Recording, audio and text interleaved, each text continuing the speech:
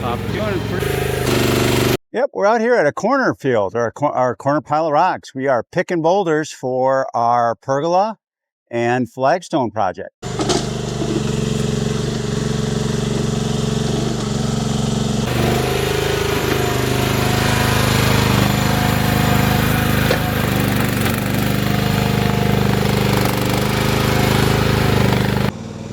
And we got this little boulder here. We're going to see if we can load that up onto our UTV.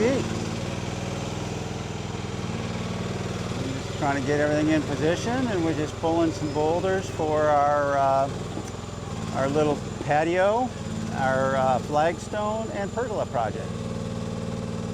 I'm just trying to see what we can do without getting too crazy. Oh, and she didn't get it that time. It is a tool, definitely a tool for the job, that's for sure. All right, we're going to see if the tonka is up for the job. That's a little baby excavator with a simply a lawnmower engine. Oh, that didn't get her that time. We're going to try her again. Corey is the operator. He's going to figure this out. We got a bit of a boulder. It's almost at the right height. It's so close. And we're going to go slow, slow, slow.